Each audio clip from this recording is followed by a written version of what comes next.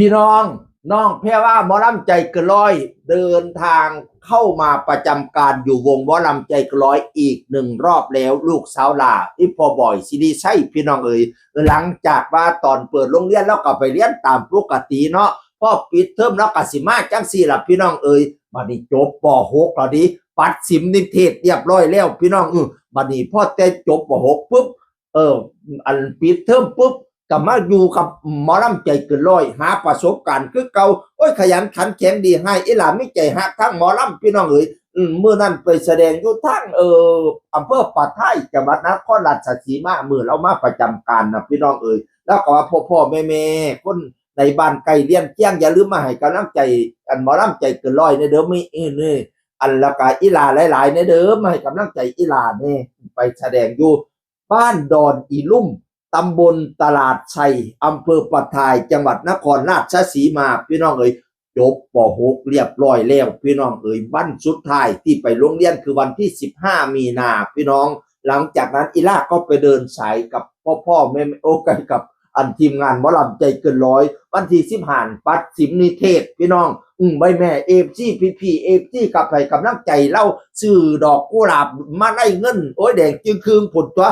แม่แล้วก็หลายเอฟซีแล้วก็หลายอยู่ขอบคุณของขวัญพี่แม่เพื่อนน้องๆทุกคนนะคะว่าสั่นมือปัดสิมนิเทศพี่น้องเอ๋ยจบแล้ววันที่15เป็นมือสุดท้ายของการเป็นนักเรียนประถมต่อไปสิเป็นนักเรียนมัธยมเป็นพี่มัธยมแล้วก่อนสิขึ้นมัธยมก็มาเดินสายมาหาประสบการณ์กับหมอลำใจเกินร้อยโอ้ยขยันขันแข็งอีหลานั่นนะเพราะว่าก่อนหน้านี้4-5 มื้อบ่ก่อนสิปิดเทอมเนี่ยก่อนสิปัดสิมนิเทศเราก็มาขึ้นกับหมอลำใจเกินร้อยดิมื้อใดพ่อไปได้แล้วก็ไปเมื่อนั้นมาขึ้นก่อนนั่นมาขึ้นอยู่ตอนท่านนมัสการพระธาตุนาดูลนั่นแหมพระธาตุนาดูลจังหวัดมหาสารคามติพี่น้องแล้วก็มาขึ้นกับหมอลำใจเกินร้อยตัวแล้วก็ได้ถ่ายรูปกับพี่กาบฟิวอยู่ตัวตะฮักตะแพง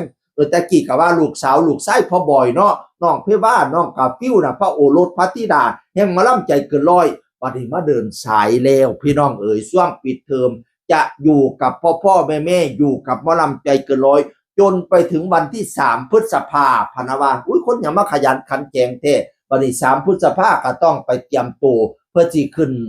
ไปเรียนระดับมัธยมสิขึ้นม.1แล้ว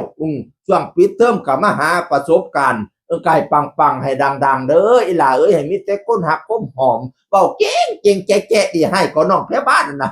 ลำกะเสียงดีพี่น้องเอ้ยบ้านฟ้อนก็สวยงามให้ปังเด้ออีหล่าเอ้ยเงินคำแก้วให้ไหลมากคือน้ำแกงไปแสดงทั้งไหน FC ให้แตกจ